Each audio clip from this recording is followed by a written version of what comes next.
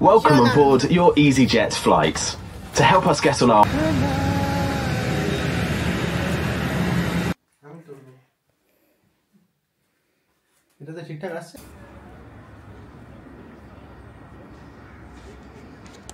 নমস্কার বন্ধুরা, 3 মাস পর আবার ফিরে এলাম। সবাইকে মাই ইউনিভার্স আমার চ্যানেলে স্বাগত জানাচ্ছি। নিউ ইয়ারের প্রথম ব্লগ শুরু করেছি আমার সবচেয়ে পছন্দের বা বলতে পারেন প্রিয় গন্তব্য সুইজারল্যান্ডকে নিয়ে। আগের বছর সেপ্টেম্বরে আমার জন্মদিন উপলক্ষে উৎপল আমাকে সুইজারল্যান্ডের ট্রিপ সারপ্রাইজ গিফট দিয়েছিল।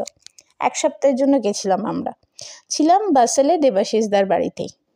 এবারে কোথায় কোথায় গেছিলাম, কেমন কাটালাম, এইসব নিয়েই সুইজারল্যান্ডের ট্রাভেল সিরিজ থাকবে। আগের বারের সুইজারল্যান্ড ব্লগে আপনারা অনেক অনেক ভালোবাসা দিয়েছেন, আশা করি এবারেও দেবেন। তবে চলুন যাওয়া যাক প্রাগ থেকে সুইজারল্যান্ড।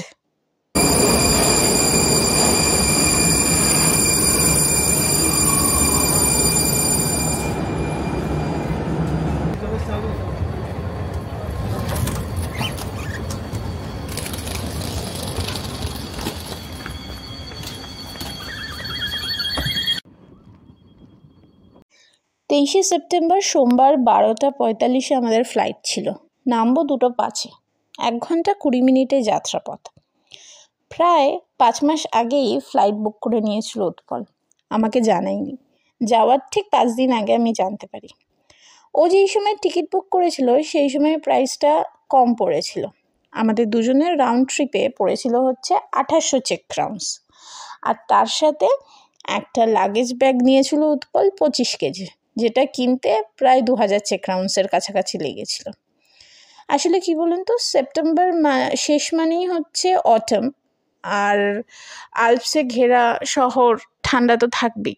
তাই সোয়েটার জ্যাকেট সব নিয়ে 7 দিনের ট্রিপ যেহেতু হবে, ওই জন্য একটা বড় লাগেজই উৎপল নিয়েছিল। এই যে দেখুন টেনে টেনে নিয়ে যাচ্ছে যেটা।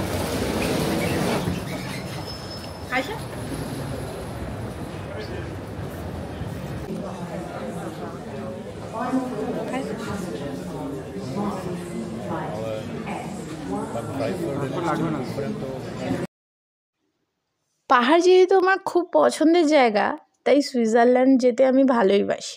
আসলে শুধু সুইজারল্যান্ড নয়, যে কোনো পাহাড়ই আমার খুব পছন্দের। আর তাই সুইজারল্যান্ড, জার্মানি, স্লোভেনিয়া, বিশেষ করে জার্মানির যে বাভেরিয়ান রিজিয়ন, ওই জায়গাগুলো আমার খুবই পছন্দের। তাই উৎপল সেই হিসেবেই আমার বার্থডে ট্রিপটা অ্যারেঞ্জ করেছিল।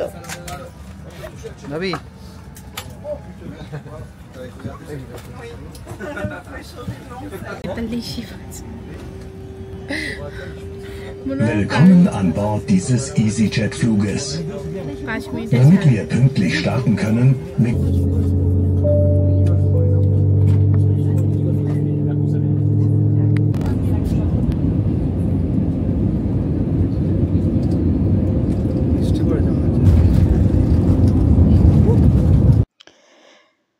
ফ্লাইট সময় মতোই ছেড়েছিল, নেমেছিলাম সময় মতোই। দেবাশিসদা আনতে এসেছিল। আগের বারও আমরা দেবাশিসদার কাছেও ছিলাম, আর 2024-এ মানে আমরা এবছর যে ট্রিপটা করেছিলাম সেটাও দেবাশিসদার বাড়ির থেকেই। বাসেলের যে এয়ারপোর্টটা, সেটার নাম হলো ইউরো এয়ারপোর্ট।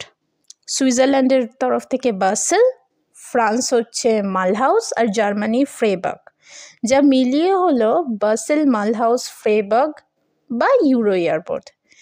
এই বিমানবন্দরটি সেই সব বিমানবন্দরের মতো যা একের বেশি দেশ অপারেট করে থাকে, যেমন এখানে ফ্রান্স আর সুইজারল্যান্ড। এয়ারপোর্ট থেকে বেরোনোর সময় 2টো এক্সিট আছে। একটি যায় হচ্ছে সুইজারল্যান্ডের দিকে, যেখানে আপনারা বাসেল, জিউরিক অথবা বার্নে যেতে পারবেন।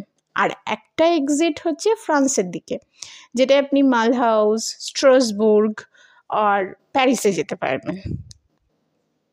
মজার ব্যাপার হচ্ছে, প্রথমবার আমরা যখন এসছিলাম, আমরা একই দিনে সুইজারল্যান্ড থেকে জার্মানি, আবার জার্মানি থেকে ফ্রান্সে গিয়েছিলাম। সেটা কিভাবে, আমি ওই ভিডিওটা ডেসক্রিপশনে দিয়ে দেবো লিঙ্কে, আপনি ক্লিক করে দেখতে পারেন।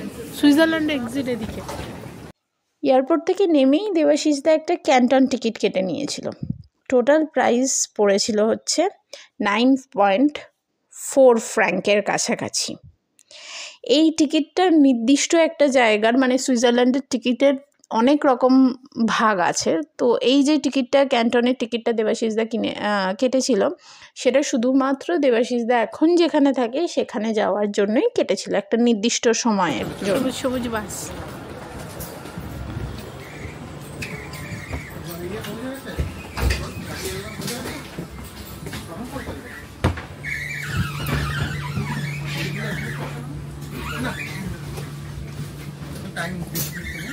Bergstraße und Kaserne nach Klarplatz und weiter auf den gewohnten Flüssen. Wir bitten Sie um Verständnis und wünschen Ihnen eine gute Fahrt.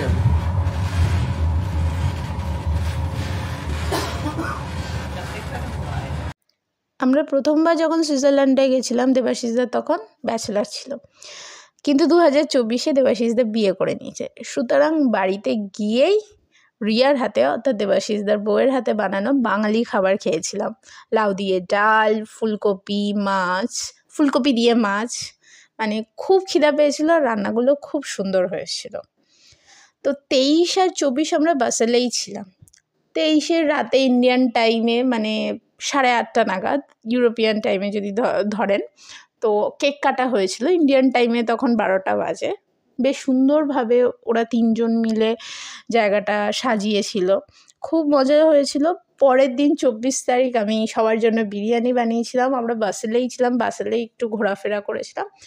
25 তারিখ আমরা মানে ঘুরতে বেরিয়েছিলাম হচ্ছে সুইজারল্যান্ডের সবথেকে সুন্দর, সবথেকে বলা ভুল, যে কটা সুন্দর গ্রাম আছে তার মধ্যে অন্যতম একটি গ্রামে, এবং সেটা কোথায় জানতে হলে আপনাদের নেক্সট ব্লগটা দেখতে হবে। আপাতত ফার্স্ট ব্লগটা এখানেই শেষ হলো। কেমন লাগলো অবশ্যই বলবেন, আশা করি ভালো লেগেছে, আর ভালো লাগলে লাইক, শেয়ার, সাবস্ক্রাইব করে দেবেন। থ্যাংক ইউ বন্ধুরা, সবাই ভালো থাকবেন, বাই বাই।